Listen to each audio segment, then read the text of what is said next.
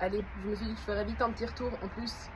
il y a un ciel de fou ce soir, c'est juste trop beau. Je fais d'abord un tour du ciel et puis après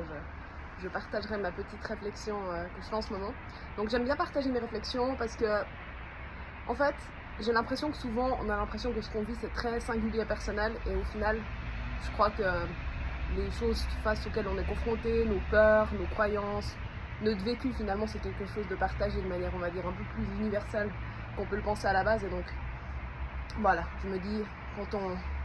sent tout d'un coup des choses qui viennent avec plus de clarté dans notre esprit, c'est chouette de pouvoir en faire partager les autres, donc c'est ce que j'essaie de faire. En ce moment je réfléchis beaucoup par rapport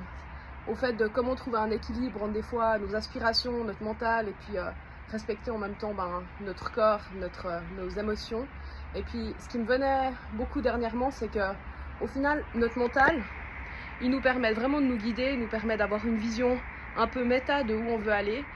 Et je pense qu'en fait, je me disais, comme au travail, je dois le faire avec mes collaborateurs finalement, le mental, il peut nous guider, et je pense qu'il a cette place-là, mais il ne peut pas le faire sans être complètement à l'écoute du corps et des émotions. Pourquoi ? Parce que notre corps et nos émotions, c'est quand même ce qui nous ancre dans la réalité, ce qui nous permet d'expérimenter la vie et puis aussi d'agir. Et puis finalement, c'est ce qui nous signale du coup si notre plan, si ce qu'on met en place est adapté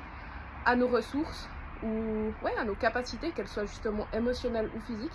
Et actuellement, justement, j'essaie vraiment de garder en tête toutes mes aspirations, mais de trouver ce compromis entre me dire, voilà, clairement je sais où j'ai envie d'aller, mais en même temps j'essaie vraiment d'être réceptive à ma force physique, à ma fatigue par exemple, ou au fait que émotionnellement tout d'un coup je puisse me sentir la capacité de pousser fort, ou au contraire plutôt le besoin de prendre soin de moi. Et je trouve que c'est peut-être toute la beauté ou la sagesse que la vie peut nous apprendre à avoir, c'est vraiment de réussir à trouver cet équilibre entre ces différentes parties de nous. Je pense que parfois quand on est jeune, on est un peu en lutte avec nous-mêmes, on essaye de faire malgré nos forces, et puis voilà, je trouve qu'on est très dans ce message de push hard et puis de se pousser à bloc. Et je sais que moi j'ai un côté très comme ça, mais que j'assume complètement parce que je pense qu'on a des moments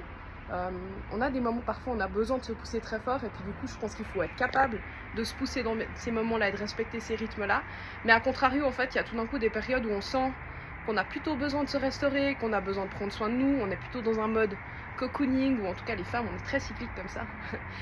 où on a besoin justement de prendre soin de notre être et de nos émotions. Et je pense que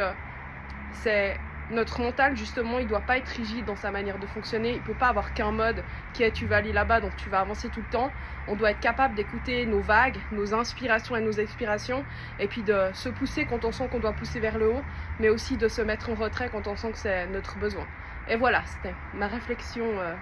post et pendant et avant ma sortie du soir. Donc voilà, j'espère que ça sera utile.